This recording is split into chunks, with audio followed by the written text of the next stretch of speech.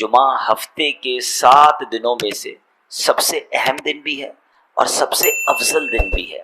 اسی دن حضرت آدم علیہ السلام کی ولادت ہوئی۔ جمعے کا دن تھا جب آپ جنت سے زمین پر تشریف لائے۔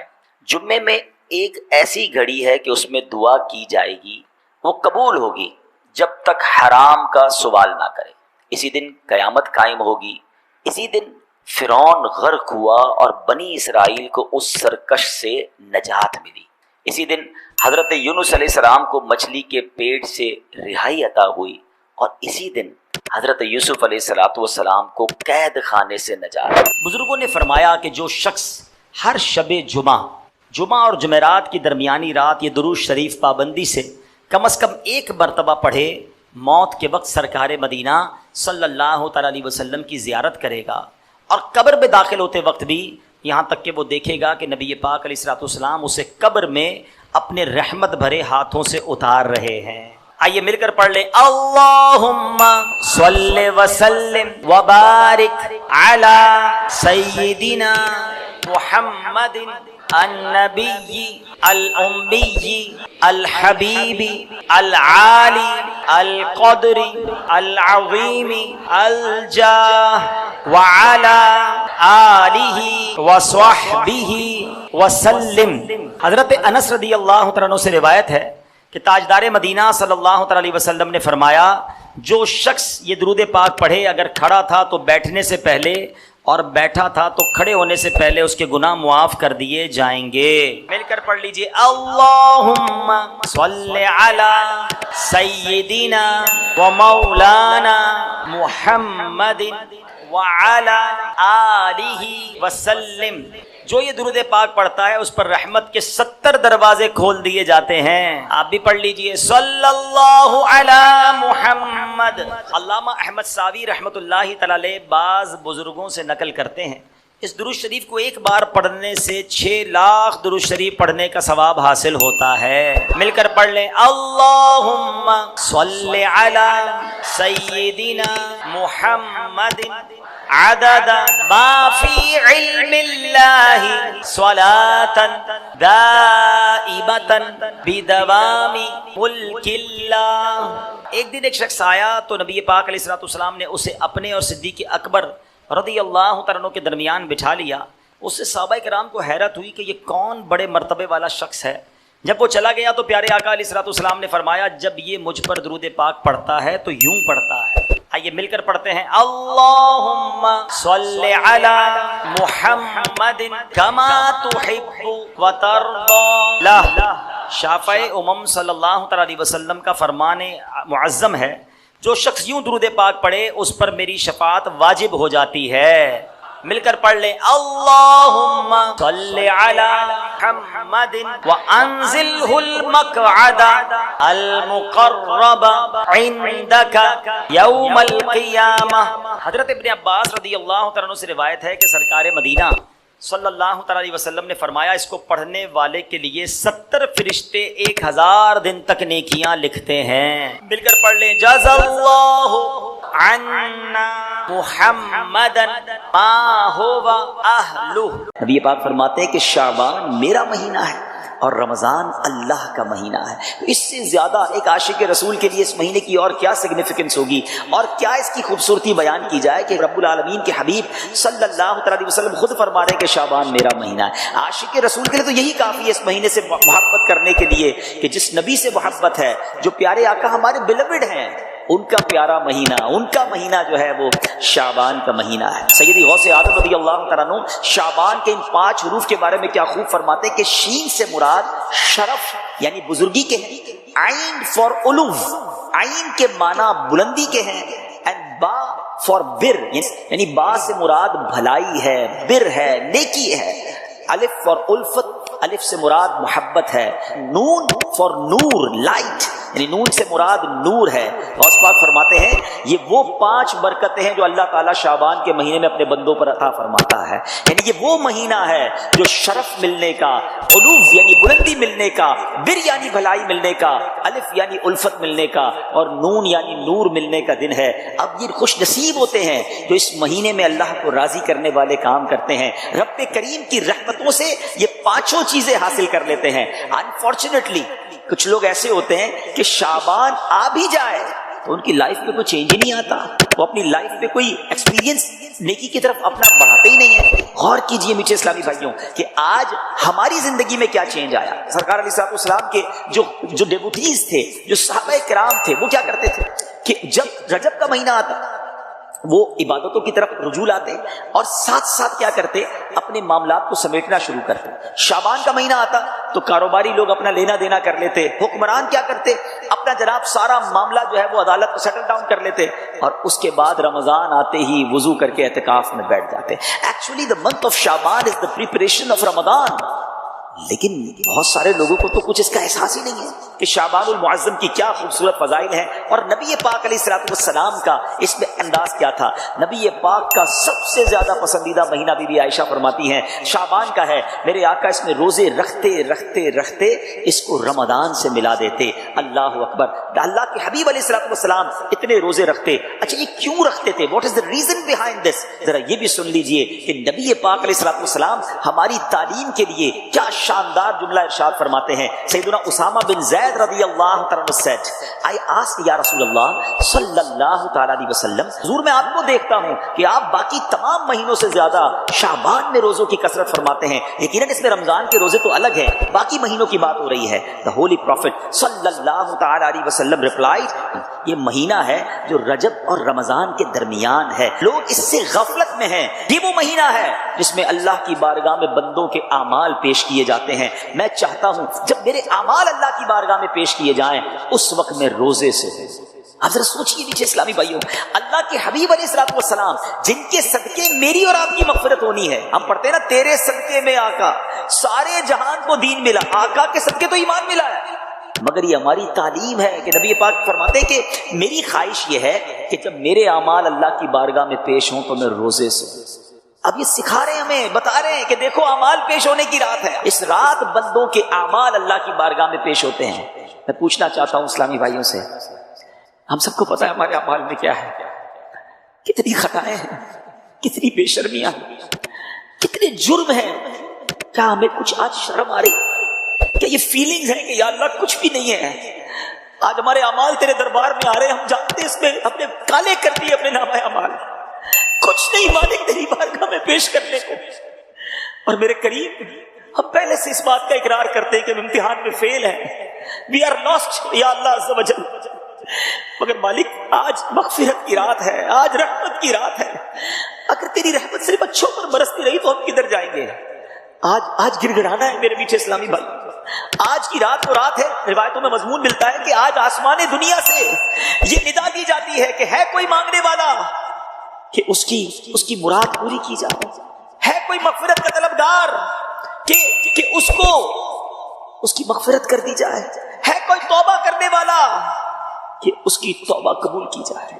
آج تو اعلان ہو رہا ہے نا، لیکن کیا ہم اس کیفیت میں ہیں؟ کیا ہم اللہ کی بارگاہ میں اس طرح گڑ گڑا رہے ہیں کہ مولا بس آج معاف کر دیجیے؟ ورنہ حالت تو یہ ہے، وہ پنجابی شاعر لکھتے ہیں نا، جے میں ویکھا عملہ بلے کچھ نہیں میرے پلے، کچھ ہے ہی نہیں، ایوری تھنگ لاسٹ۔ ہم نے ساری زندگی بیکار کاموں میں تو گزاری، نیکیاں کی تو اس میں اخلاص نہیں، ریاکاری۔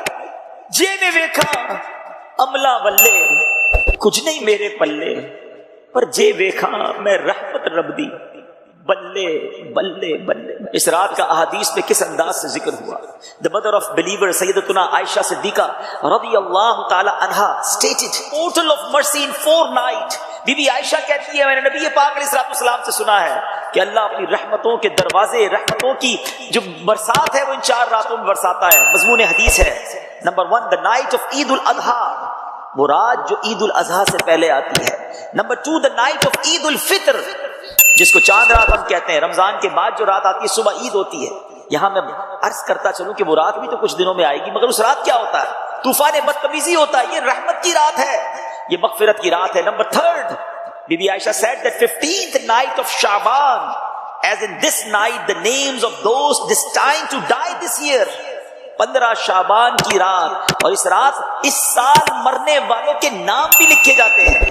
آپ فرماتی کہ نبی پاک نے فرمایا اس رات اس سال میں کس کو کتنا رزق دیا جائے گا یہ بھی شب برات لکھا جاتا ہے، اور اس سال کون کون حج کرے گا یہ نام بھی شب برات لکھے جاتے ہیں۔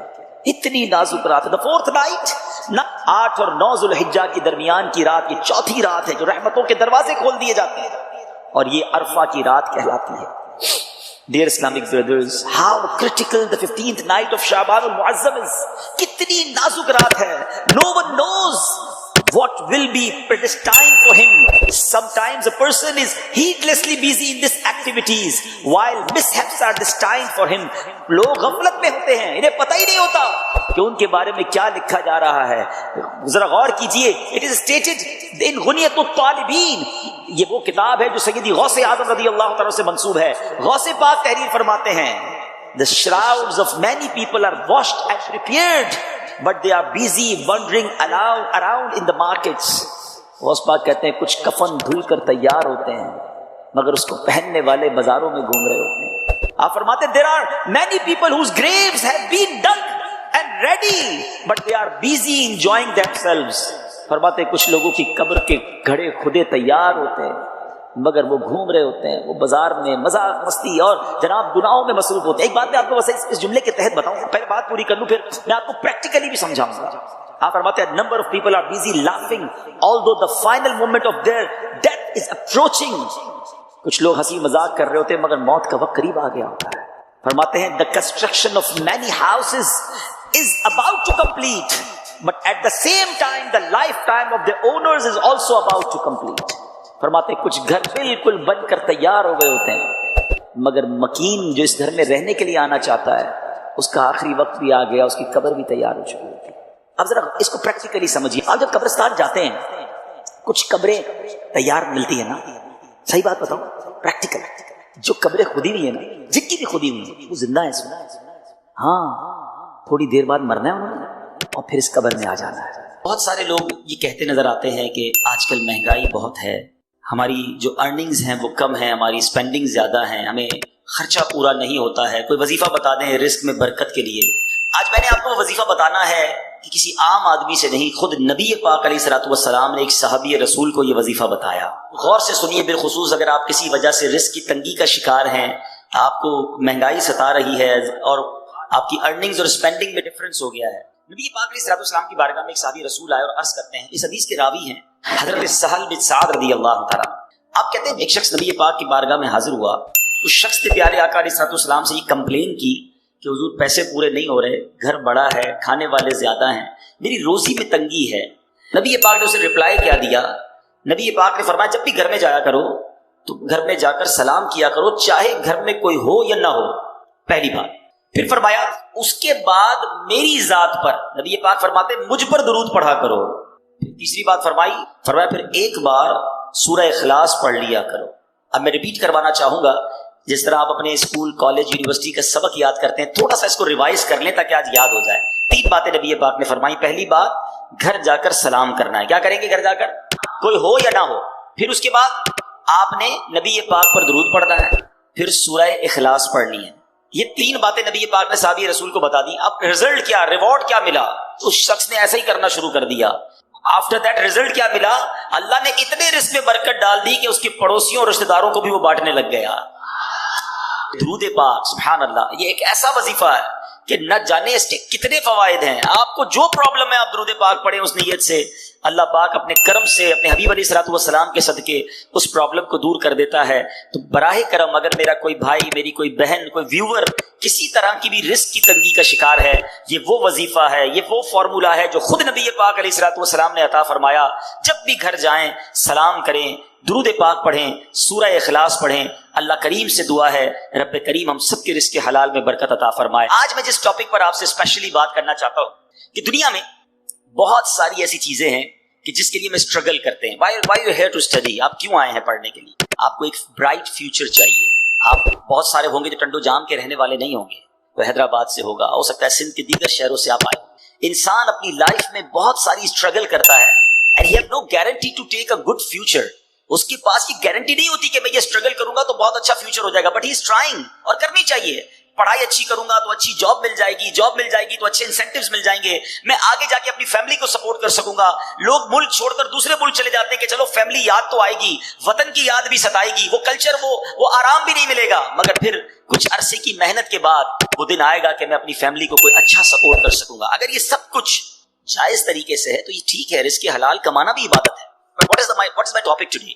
میں بتانا کیا چاہتا ہوں کہ ہم دنیا میں اسٹرگل کرتے ہیں کسی چیز کو پانے کے لیے، but we have no guarantee to find these beautiful rewards. ہمارے پاس کوئی گارنٹی نہیں ہے کہ ہم اس کو حاصل کر لیں گے، but we are trying to struggle. اور بعض اوقات ہاف آف لائف 15-20 سال لگ جاتے ہیں، 25 سال لگ جاتے ہیں جب جا کے ہم اس چیز کو پاتے ہیں.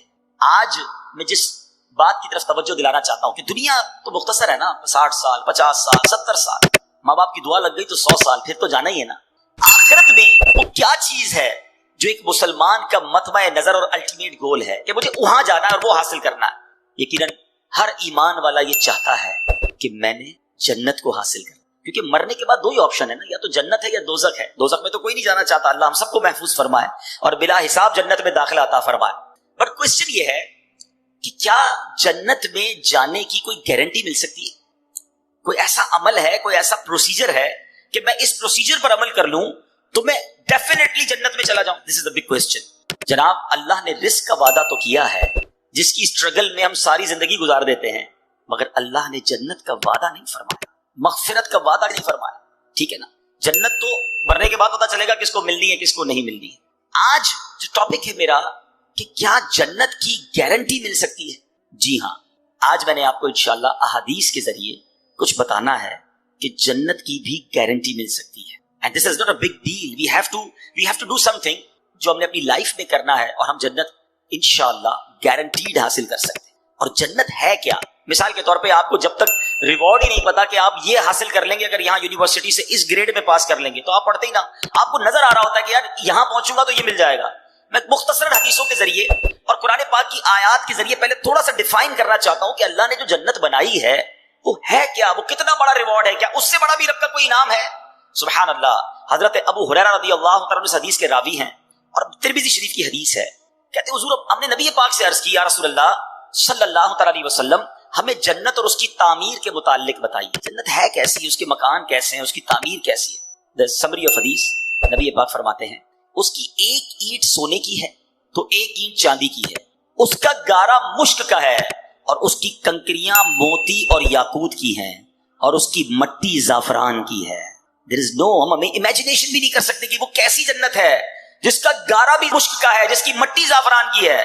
نبی پاک علیہ الصلوۃ والسلام ایک اور جگہ فرماتے ہیں، مسلم شریف کی حدیث ہے، حضرت ابو ہریرہ رضی اللہ عنہ اس حدیث کے راوی ہیں، رسول کریم علیہ الصلوۃ والسلام نے فرمایا اللہ تعالیٰ نے ارشاد فرمایا کہ میں نے اپنے نیک بندوں کے لیے ایسی نعمتیں تیار کر رکھی ہیں جن کو نہ تو کسی آنکھ نے دیکھا ہے، نہ اس کی خوبیوں کو کسی کان نے سنا ہے، اور نہ کسی انسان کے دل پر اس کی ماہیت کا خیال گزرا ہے. اس کا مطلب کیا ہوا؟ آج میں آپ کو کہوں کہ دنیا کا سب سے اچھا گھر کون سا ہے، آپ انٹرنیٹ پہ سرچ کریں گے آپ کو دنیا کا سب سے مہنگا گھر نظر آ جائے گا. You can imagine, you can see the pictures of that beautiful house. میں کہوں گا بتاؤ دنیا کی مہنگی سواری کون سی ہے، آپ جناب کسی کا پرائیویٹ جیٹ نکال کے بتا دیں گے کہ دیکھیں یہ کتنی بڑی سواری، کتنی مہنگی سواری ہے. اچھا خوراک دنیا کی کون سی سب سے اچھی ہے، آپ سرچ کر کے مہنگے سے مہنگے کھانے میرے سامنے رکھ دیں گے کہ جناب اس 5 اسٹار 7 اسٹار ہوٹل کا کھانا دنیا کا سب سے بیسٹ ہے. Because we have to chance to see those pictures. ہم پکچرز دیکھ سکتے ہیں، ہم امیجن کر سکتے ہیں کہ رب فرماتا ہے حدیث قدسی ہے، نہ کسی آنکھ نے دیکھا، نہ کسی کان نے سنا، نہ کسی ذہن کا خیال پہنچا، ہماری امیجنیشن سے بھی بیونڈ، ہم سوچ بھی نہیں سکتے.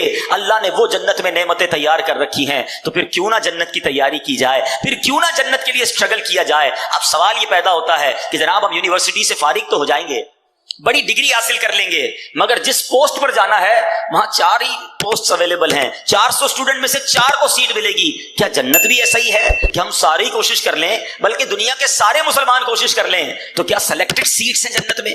جگہ تھوڑی تو نہیں، اربوں مسلمان ہیں، کون جنت میں جائے گا؟ سبحان اللہ. سنو میرے رب کی جنت کتنی بڑی ہے. ترمذی شریف کی حدیث ہے، نبی پاک فرماتے ہیں کہ جنت میں 100 منزلیں ہیں اور ان میں سے ہر 2 منزلوں کے درمیان اتنا فاصلہ ہے جتنا زمین اور آسمان کے درمیان فاصلہ ہے. میرے رب کی جنت بہت بڑی ہے، اس کی جنت بڑی وسیع ہے. اب سنو، یہاں دنیا میں کوئی مہنگا لباس پہن لے ہم ڈی مورلائز ہو جاتے ہیں، مگر جنتیوں کا لباس کیا ہوگا؟ قرآن کہتا ہے وہ اس میں سونے کے کنگن پہنائے جائیں گے اور سبز کپڑے قریب اور کنادیس کے پہنیں گے. جنتیوں کو جنتی لباس پہنایا جائے گا. سنو، جنتیوں کی عمریں کتنی ہوں گی؟ ہو سکتا ہے دنیا سے کوئی 70-80 سال کی عمر میں جائے، کوئی بچپن میں چلا جائے. حدیث پاک کا مضمون ہے کہ اہل جنت سے کوئی چھوٹا یا بوڑھا مر جائے گا تو اسے جنت میں 30 سال کا بنا دیا جائے گا. سارے جنتی جو ہیں وہ 30 سال کے ہوں گے. سبحان اللہ. اب جنتیوں کا کھانا کیا ہوگا؟ قرآن کہتا ہے وَفَاكِهَةٍ مِّمَّا يَتَخَيَّرُونَ وَلَحْمِ طَيْرٍ مِّمَّا يَشْتَهُونَ، اور میوے جو پسند کریں اور پرندوں کا گوشت جو چاہیں. سبحان اللہ. نبی پاک علیہ الصلوۃ والسلام فرماتے ہیں جنتیوں میں جو سب سے نچلے درجے کا جنتی ہوگا، لوئسٹ گریڈ یا کیٹیگری کا جنتی ہوگا، اس کے ساتھ 10,000 خادم کھڑے ہوں گے. سب کے ہاتھ میں 2 پیالے ہوں گے. دونوں پیالوں میں ایک سونے کا ہوگا، ایک چاندی کا ہوگا. ہر پیالے میں کھانے کی ایسی قسم ہوگی جو دوسرے میں نہ ہوگی. وہ آخر سے بھی ایسے ہی کھائے گا جیسے شروع میں کھائے گا. اس کو اس طرح سمجھیے، آپ کو بھوک لگی ہو اور بریانی آپ کو بڑی پسند ہو، آپ بریانی کا پہلی پلیٹ کھائیں گے بہت شوق سے، بڑی رغبت سے کھائیں گے. اگر دوسرا کھائیں گے تو اب پیٹ بھر چکا ہوگا، اتنی لذت نہیں آئے گی. فرمایا جنت میں بندہ جتنا کھائے گا اس کی لذت میں کمی نہ ہوگی. ہر نوالا پہلے نوالے جیسا ٹیسٹ دے رہا ہوگا. سبحان اللہ. اسی طرح جنتیوں کا مشروب کیا ہوگا؟ رب کا کلام فرماتا ہے یطوف علیہم ولدان مخلدون باکواب واباریک وکأس من معین لا یصدعون عنها ولا ينزفون. قرآن فرماتا ہے ان کے لیے گرد پھریں گے ہمیشہ رہنے والے لڑکے، کوزے اور آفتابے اور جام اور آنکھوں کے سامنے بہتی شراب کہ اس سے نہ ان کے سر میں درد ہو اور نہ ہوش میں فرق آئے. ایسی پاکیزہ شراب ہوگی جو بدہوش کرنے والی نہیں ہوگی. اے دنیا کی گندی شراب پینے والو، اے دنیا کے حرام کھانے والو، اے دنیا کی حرام روزی کما کر اپنے مہنگے لباس خریدنے والو، تھوڑا صبر کر لو، حرام سے بچا لو. اللہ نے جنتیوں کے لیے جنتی لباس، جنتی کھانے اور پاک شراب تیار کر رکھی ہے. اور سنیے، آج بڑا عجیب کلچر ہو گیا ہے، مجھے بولتے ہوئے بھی اچھا نہیں لگ رہا، مگر چونکہ ینگسٹرز بیٹھے ہیں اور شیطان زیادہ حملہ آور ہوتا ہے. آج مرد و عورت کے جو معاملات ہیں، آج جس طرح بے پردگی اور بے حیائی بڑھتی جا رہی ہے، آج اپنے نفس کے لیے حرام کی طرف جو لوگ جا رہے ہیں، خدا کے واسطے حرام عورتوں کی طرف، برے کاموں کی طرف، بے حیائی کی طرف نہ جاؤ. اللہ تبارک و تعالیٰ نے جنت میں حوریں تیار کر رکھی ہیں اور وہ حوریں ایسی ہیں کہ دنیا میں کوئی اس کا مماثل اور کوئی اس کا مقابل نہیں ہے. نبی پاک علیہ الصلوۃ والسلام فرماتے ہیں اگر کوئی جنتی حور زمین کی طرف جھانکے تو آسمان سے زمین تک روشن ہو جائے اور ساری فضا زمین سے آسمان تک خوشبو سے معطر ہو جائے، اور اس کے سر کی اوڑھنی جو جنتی حور دوپٹہ پہنتی ہے وہ دنیا و ما فیہا جو کچھ ہے ان سب سے بہتر ہے. یہ میں نے ایک چھوٹا سا بڑا بریف انٹروڈکشن آپ کو جنت کا دیا ہے. خدا کی قسم اگر جنت کی باتیں پڑھیں، جنت کے بارے میں ڈیٹیل سے سنیں تو ابھی بندے کا جی چاہتا ہے پھر اس دنیا میں کیا رکھا ہے. اے اللہ ایمان اور عافیت کے ساتھ مدینے والی موت دے دے اور اپنی جنت میں جلدی ہمیں بلا حساب داخلہ عطا فرما دے. تو بہرحال یہ ہے وہ جنت. اب آتے ہیں what is the guarantee to enter in paradise? Is there any formula to get in paradise? کوئی طریقہ ہے کہ ہم جنت میں گارنٹیڈ چلے جائیں؟ جی ہاں. گارنٹی دینے والی ذات کون ہے؟ وہ ذات ہے جس کو رب نے اپنے خزانوں کا مالک بنایا ہے. اللہ کے حبیب جناب رحمت للعالمین صلی اللہ تعالی علیہ وسلم کی اب میں نے آپ کو حدیث سنانی ہے، اور یہ حدیث بخاری شریف کی حدیث ہے. نبی پاک فرماتے ہیں، حدیث پاک کا مضمون سمری آف حدیث، جو مجھے 2 چیزوں کی گارنٹی دے دے میں اسے جنت کی گارنٹی دیتا ہوں. اس کا مطلب کیا ہوا؟ there is no big list. تو بہت بڑی لسٹ نہیں ہے. اے اسٹوڈنٹس، مجھے سننے والے جتنے لوگ سن رہے ہیں، 2 چیزوں کی گارنٹی مانگی ہے نبی پاک نے. If anybody give me guarantee for 2 things, میں اسے جنت کی گارنٹی دیتا ہوں. وہ 2 چیزیں کیا ہیں؟ میرے آقا فرماتے ہیں مجھے 2 جبڑوں کے درمیان والی چیز اور 2 ٹانگوں کے درمیان والی چیز کی جو کوئی گارنٹی دے دے میں اسے جنت کی ضمانت دیتا ہوں. زبان اور پرائیویٹ پارٹ، شرمگاہ. جو کوئی ان دونوں چیزوں کا صحیح استعمال کرے، حلال طریقے سے استعمال کر لے، it's not a big deal. یقیناً مشکل ہے مگر کوئی لمبی لسٹ نہیں ہے. اگر ہم اس پر کانشیس ہو جائیں، پلان کر لیں، آج سے اپنے اوپر لازم کر لیں کہ میں نے اپنی زبان اور اپنی شرمگاہ کی حفاظت کرنی ہے. سبحان اللہ. نبی پاک اللہ کے حبیب ہیں، وعدہ فرما رہے ہیں کہ میں اسے جنت کی ضمانت دیتا ہوں. میرا یہ موضوع نہیں ہے مگر اس شاکان رسول کے لیے ایک بڑا خوبصورت نقطہ پیش کر کے آگے چلتا ہوں کہ گارنٹی کون دے سکتا ہے؟ اس کا مطلب وہی گارنٹی دے سکتا ہے جس کے پاس اتھارٹی ہو. یہ ذرا غور کرنے والی بات ہے. گارنٹی وہی دے سکتا ہے آپ کو, آپ کی اس کالج میں داخلے کی گارنٹی وہ دے سکتا ہے جس کے پاس یہ اتھارٹی ہو کہ وہ سائن کر دے, تو پھر اس کے اوپر کوئی کلیم نہیں کر سکتا, اس کا کہنا آخر ہوگا. اللہ اکبر. اللہ نے اپنے حبیب کو یہ پاور, یہ اتھارٹی دی ہے کہ رسول اللہ جس کے بارے میں فرما دے رب اسے جنت میں داخل فرما دے گا. اللہ نے اپنے حبیب کو یہ اتھارٹی دی ہے. سبحان اللہ. ایسے ہی کوئی نہیں کہہ سکتا کہ میں گارنٹی دیتا ہوں. تو نبی پاک کا یہ فرمانا اس بات پر دلالت کرتا ہے کہ اللہ نے اپنے حبیب کو کیسے کیسے اختیارات سے نوازا تھا. اب آتے ہیں دو چیزوں کی بات ہوئی, اور میں اپنے اس پورے ٹاپک کو ان دونوں چیزوں کے گرد رکھوں گا کہ ہم نے اپنی زبان کیسے استعمال کرنی ہے اور اپنے آپ کو, اپنے پرائیویٹ پارٹس کو, اپنے آپ کو حرام کاری اور بدکاری سے کیسے بچانا ہے. یہ کتنے بڑے گناہ ہیں. زبان کیا ہے ذرا سمجھیے گا. نبی پاک علیہ الصلوۃ والسلام کی ایک حدیث سنیے گا تاکہ آپ کو اندازہ ہو کہ زبان کتنی اہمیت کی حامل. حضرت سیدنا ابو سعید خدری رضی اللہ تعالیٰ عنہ حدیث کے راوی ہیں کہ نبی کریم علیہ الصلوۃ والسلام نے فرمایا جب آدمی صبح کرتا ہے تو اس کے جسم کے تمام پارٹس آف دا باڈی زبان سے کیا کہتے ہیں. ہمارے ہر پارٹ آف دا باڈی, ہاتھ, آنکھیں, کان, پیر, زبان سے کچھ کہتے ہیں. حدیث پاک ہے every part of the body کیا کہتا ہے زبان سے کہ اے زبان تو ہمارے معاملے میں اللہ سے ڈر, کیونکہ ہم تیرے ساتھ اور تیرے تابع ہیں, ہم بلونگ کرتے ہیں تجھ سے. اگر تو سیدھی رہے گی تو ہم سیدھے رہیں گے, اگر تو ٹیڑھی ہو گئی تو ہم بھی ٹیڑھے ہو جائیں گے. زبان ہی تو کسی کا دل توڑتی ہے نا, زبان ہی تو کسی کو گالی دیتی ہے, زبان ہی تو کسی سے جھگڑا کرتی ہے. آخر مار تو پوری باڈی کو پڑتی ہے نا. تو زبان سے سارے اعضاء کہتے ہیں تو نے سیدھا رہنا ہے, اگر تو ٹیڑھی ہو گئی تو ہم بھی ٹیڑھے ہو جائیں گے. اللہ اکبر. ایک بار نبی پاک علیہ الصلوۃ والسلام کی بارگاہ میں ایک صحابی آئے. صحابی کا نام حضرت سیدنا حارث بن بشام رضی اللہ تعالیٰ عنہ. کہتے یا رسول اللہ کوئی ایسا عمل بتا دیں جس کو میں اپنے اوپر لازم کر لوں. نبی پاک علیہ الصلوۃ والسلام نے فرمایا اپنی زبان کی طرف اشارہ کر اس کو قابو کر. آپ سوچئے میرے آقا علیہ الصلوۃ والسلام کے نزدیک زبان کی کتنی امپورٹنس تھی, اور یہ زبان بندے کو کہاں پہنچا سکتی ہے, جنت میں پہنچا سکتی ہے, اور یہی زبان بندے کو دوزخ میں پہنچا سکتی ہے. Please try to understand the importance of tongue. یہ زبان کدھر بندے کو پھنسوا سکتی ہے. یہ حدیث ذرا سنیے گا, ترمذی کی حدیث. حضرت سیدنا بلال بن حارث رضی اللہ عنہ راوی ہیں. کتنے پیارے آقا علیہ الصلوۃ والسلام فرماتے ہیں بندہ زبان سے بھلائی کا ایک کلمہ نکالتا, ایک جملہ بھلائی کا نکالتا ہے, حالانکہ وہ اس کی قدر و قیمت نہیں جانتا, اس کے باعث اللہ تعالیٰ اس کے لیے اپنی رضامندی لکھ دیتا ہے. زندگی میں کوئی ایسا اچھا جملہ نکل جاتا ہے کہ اللہ اس سے اتنا راضی ہو جاتا ہے کہ سبحان اللہ اس کے لیے رضامندی لکھ دیتا ہے. آقا آگے حدیث میں فرماتے ہیں اور بے شک ایک بندہ اپنی زبان سے ایک برا کلمہ نکالتا ہے اور وہ اس کی حقیقت نہیں جانتا, اللہ عز و جل اس کی بنا پر اس کے لیے قیامت تک کے لیے اپنی ناراضگی لکھ دے. آج بولتے ہوئے سوچتا کون ہے کہ میں کیا بول رہا ہوں, کیسے بول رہا ہوں. جو منہ میں آیا وہ بولنا ہے, جیسے آیا ویسے بولنا ہے. یہ سوچنا ہی نہیں کہ میرا یہ جملہ میرے ایمان پر کیا امپیکٹ کرے گا, میرے دین, میرے عقیدے پر کیا امپیکٹ کرے گا, اللہ رسول کی کہیں اس میں گستاخی تو نہیں ہو جائے گی, کہیں ضروریات دین کا کوئی انکار تو نہیں ہو جائے گا, کہیں سامنے والے مسلمان کا دل تو نہیں ٹوٹ جائے گا, کہیں کسی کو تکلیف تو نہیں پہنچ جائے گی. نہیں جناب, میری زبان ہے, میں جو چاہے وہ. بڑی پیاری بات دانا لوگ کہتے ہیں کہ آپ سوچیں ہر عضو جو ہے وہ فری ہے, آنکھوں کے آگے کوئی بہت زیادہ چیزیں نہیں ہیں, کان بالکل کلیئر ہے, مگر زبان کے لیے 32 پہرے دار دیے گئے ہیں. جبڑا پورا زبان کو بند کر کے رکھا ہوا ہے, لیکن جب بندہ بولتا ہے تو ان پہرے داروں کا بھی خیال نہیں کرتا اور سامنے والے کا دل توڑ. اس زبان سے ہم جنت کما سکتے ہیں. جی ہاں, ذرا مل کے کہیے سبحان اللہ, زور سے کہیے الحمدللہ, اب کہیے اللہ اکبر. بڑے کیلکولیٹڈ لوگ بیٹھے ہیں, پڑھے لکھے لوگ بیٹھے ہیں. میں آپ سے پوچھتا ہوں کتنی دیر لگی یہ 3 سینٹنس کہنے میں آپ کو؟ لیس دین 30 سیکنڈز. آئی ہوپ 15 سیکنڈز لگے ہوں گے.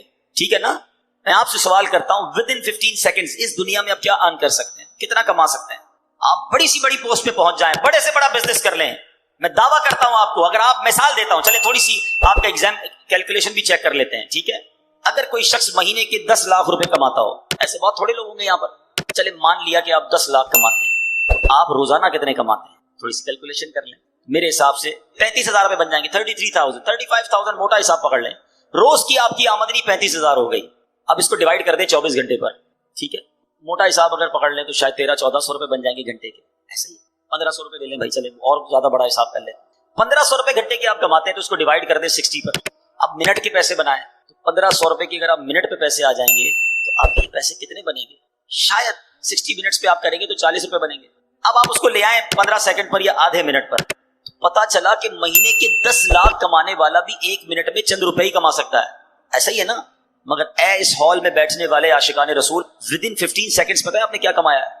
میں نہیں کہہ رہا, اللہ کے نبی کے سچے وعدے ہیں, جو ایک بار سبحان اللہ کہے اس کے لیے جنت میں درخت لگا دیا جاتا ہے. ایک بار الحمدللہ کہے اس کے لیے جنت میں درخت لگا دیا جاتا ہے، ایک بار اللہ اکبر کہنے والے کے لیے جنت میں درخت لگا دیا جاتا ہے. دس از دا امپورٹنس آف ٹنگ. یہ زبان کی اہمیت ہے کہ بیٹھے بیٹھے وہ کما سکتا ہے بندہ جو دنیا میں بیٹھ کے نہیں کما سکتا. مگر اسی طرح اس زبان سے ہی ایسے جملے بھی کوئی کہہ جاتا ہے جو ایمان سے ہی فارغ ہو جاتا ہے. یاد رکھیے، بے ادبی، گستاخی، اللہ کی شان میں کوئی ایسا جملہ کہہ دیا، نبی پاک کے بارے میں کچھ ایسا معاذ اللہ کہہ دیا، انسان ایمان سے ہی چلا جائے گا، پتہ بھی نہیں چلے گا. اور آج کل یہ باقاعدہ پلان کیا گیا ہے، فلمی گانوں میں، چٹکلوں میں، کامیڈی شو میں عجیب عجیب سی باتیں پھیلائی جاتی ہیں کہ لوگ مزے مزے لے کے سن رہے ہوتے ہیں، ہنس رہے ہوتے ہیں، کہکے لگا رہے ہوتے ہیں، یہ دوستوں کو سنا رہے ہوتے ہیں، آگے فارورڈ کر رہے ہوتے ہیں، دیکھو یار کیا زبردست چٹکلا آیا ہے، کیسا زبردست اس نے جوک سنایا ہے. جوک کے ذریعے ایمان پر بات کر رہے ہو. سوچتے نہیں کہ وی آر مسلمز، ہماری کوئی باؤنڈری ہے، ہم اللہ رسول اور جنت دوزخ کے بارے میں، قیامت کے بارے میں مذاق نہیں کر سکتے. مگر کس کو پڑی ہے اس کی؟ بھائی چار کہکے لگیں گے، دوست کہیں گے کیسا جناب جولی دوست ہے، ہر بار ملتا ہے نیا لطیفہ سناتا ہے، ہر بار ملتا ہے ایک نیا جوک لے کر آتا ہے. ہم دوستوں کو خوش کرنے کے لیے ایمان پر بات کر جاتے ہیں. یہ سوچتے نہیں کہ یہ زبان مجھے جہنم کے گہرے گڑھے میں گرا سکتی ہے. خدا را اس بات پر اویئر رہیے کہ شیطان یہ چاہتا ہے کہ میں نے تو جہنم میں جانا ہے، میں اپنے ساتھ ان کو بھی جہنم میں لے جاؤں. اب یہاں شیطان ایک وسوسہ کسی کے ذہن میں ڈال سکتا ہے کہ یار کیا ایک جملے سے ایمان چلا جائے گا؟ اتنا ہم نے بچپن سے مسلمان ہیں، کیا ایک جملہ کہہ کر ہمارا ایمان ہم سے چلا جائے گا؟ جی جناب، میں آپ کو ایک ایگزامپل کے ذریعے سمجھاتا ہوں کہ جملے کی اہمیت اور ورڈنگز کی اہمیت کتنی ہے. میں آپ سے سوال کرتا ہوں، ایک بندہ 70 سال تک ساری زندگی غیر مسلم رہا اور مرنے سے تھوڑی دیر پہلے صدق کے دل کے ساتھ کلمہ پڑھ لیا، کیا ہو گیا وہ؟ جواب دو نا. مسلمان ہو گیا نا، پچھلی کفر کی زندگی ختم ہو گئی ہے. احادیث کا مضمون ہے بندہ جب مسلمان ہوتا ہے اس کے پچھلے گناہ بھی معاف کر دیے جاتے ہیں. ایک جملہ جب اسے کفر سے اسلام کی وادی میں لا سکتا ہے تو یہی ایک جملہ کسی کو ایمان سے کفر میں بھی مبتلا کر سکتا ہے. پلیز بولنے سے پہلے سوچو تو صحیح ہم کیا بول رہے ہیں. ٹھیک ہے، تو بہت ساری مثالیں ہیں کہ ایک جملے سے معاملہ سارا ہی چینج ہو جاتا ہے. اللہ کرے کہ ہم زبان کی احتیاط کو سمجھیں اور اپنے ایمان کی قدر کریں. حدیث پاک کا مضمون ہے کہ ابن آدم 4 قسم کے طبقات پر ہیں. there are 4 categories. آقا فرماتے ہیں کہ کچھ لوگ وہ ہوتے ہیں، حدیث پاک کا مضمون ہے، جو مسلمان پیدا ہوتے ہیں اور مسلمان ہی والی زندگی گزارتے ہیں، ایمان پر ہی ان کا خاتمہ ہوتا ہے. اللہ سے دعا کرتے ہیں اللہ ہمیں اس کیٹیگری میں شامل رکھے. اے اللہ تو نے ہی مسلمان پیدا کیا ہے، ساری زندگی مسلمان رکھی اور ایمان پر ہی ہمارا خاتمہ ہو جائے. دوسری کیٹیگری نبی پاک فرماتے ہیں وہ بھی بہت بڑی تعداد، جو لوگ کفر پہ پیدا ہوتے ہیں، کافر گھرانے میں پیدا ہوئے، کافروں والی زندگی گزاری اور کفر پر ہی ان کی خاتمہ ہو گیا. ایسے بھی بہت سارے. تیسری کیٹیگری نبی پاک فرماتے ہیں کچھ لوگ کافر گھرانے میں پیدا ہوتے ہیں، کفر والی زندگی گزارتے ہیں، مگر مرنے سے پہلے انہیں ایمان مل جاتا ہے اور مومن والی موت مرتے ہیں. اور ایسے بہت سارے ہیں الحمدللہ. یہ بڑی خوبصورت ایک بات ہے جو دنیا بھر کی اسٹڈی کرتے ہیں وہ جانتے ہیں the most growing religion on earth، اس زمین پر سب سے زیادہ تیزی سے پھیلنے والا اگر کوئی مذہب ہے تو الحمدللہ وہ ہمارا مذہب اسلام ہے. but there is no one way traffic. ایسا نہیں ہے کہ مسلمان تیزی سے لوگ ہو رہے ہیں تو کوئی غیر مسلم نہیں ہو سکتا، کیونکہ حدیث پاک کی اب چوتھی کیٹیگری سنو. آقا فرماتے کچھ لوگ مسلمان گھرانے میں پیدا ہوتے ہیں، مسلمانوں والی زندگی گزارتے ہیں، مگر ان کا خاتمہ کفر پر ہوگا. ہم اللہ سے توبہ کرتے ہیں، معافی مانگتے ہیں کہ اللہ ہمارا ایمان سلامت رکھ. ہم میں سے کس کو یہ کانشیس ہے، کس کو یہ فکر ہے؟ آج آپ کے جیب میں قیمتی موبائل ہو، آپ بار بار جیب پر ہاتھ رکھتے ہیں یار موبائل ہے کہ نہیں ہے. وہ موٹر سائیکل نہیں لے لیں تو 2 لاک لگاتے ہیں. اچھی گاڑی ہو تو ٹینشن ہوتی ہے پارکنگ کدھر کروں گا. جتنی قیمتی چیز ہے اتنا آپ کو خیال ہے. ٹھیک ہے، اچھی بات ہے، مگر آپ سے سوال کرتا ہوں ایک مسلمان کے پاس سب سے قیمتی چیز کیا ہے؟ اس کا ایمان ہے. مگر if you take any precautions for your ایمان، کہ آپ نے اپنے ایمان کے لیے کوئی خیال رکھا، کوئی تیاری کی، کسی سے پوچھا کہ یار ایمان کیسے چھن سکتا ہے، کیا ایمان بھی ضائع ہو سکتا ہے؟ کونین کے والی ہیں، رب کے حبیب ہیں، جن کے صدقے میں اور آپ مسلمان ہوئے. وہ نعت پڑھتے ہیں نا، تیرے صدقے میں آقا سارے جہاں کو دین ملا. ارے نبی پاک کے صدقے میں دین ملا ہے. مگر اللہ کے حبیب کی دعا کیا ہوتی تھی؟ یا مقلب القلوب ثبت قلبی علی دینک، اے دلوں کو پھیرنے والے مجھے اپنے دین پر ثابت قدمی عطا فرما. اللہ کے حبیب دعا کرتے. ہم میں سے کون ایمان کے لیے دعا کرتا ہے؟ سوچو، ایمان کا احساس کرو. اور یہ ایمان زبان کی بے احتیاطی سے جا سکتا ہے. بالکل اسی طرح زبان کا ایک اور بڑا رانگ استعمال، بڑا غلط استعمال، وہ ہے جھوٹ بول. ینگسٹرز بیٹھے ہیں آج، بات بات پر لوگ جھوٹ بولتے. پہلے کے زمانے میں ہم سنتے تھے کہ یار لوگ کبھی کبھی جھوٹ بولتے ہیں. آج تو ایسا لگتا ہے لوگ کبھی کبھی سچ بولتے ہیں. ہر بات میں جھوٹ بولنا ہے. آپ آج اسکول یونیورسٹی کیوں نہیں آئے؟ گھر میں فلاں بیمار تھا. اچھا اب کیوں نہیں آئے؟ تو وہ میں بیمار تھا. اب کیا ہوا؟ فلاں کا انتقال ہو گیا. آپ جھوٹ بول کر اپنے آپ کو بچا تو لوگے، اللہ کی بارگاہ میں کیا جواب دو گے؟ غور کریں. جھوٹا جو ہے نا ہمیشہ مضطرب رہتا ہے. یاد رکھیں، کچھ لوگ کہتے ہیں میں سکون نہیں ملتا.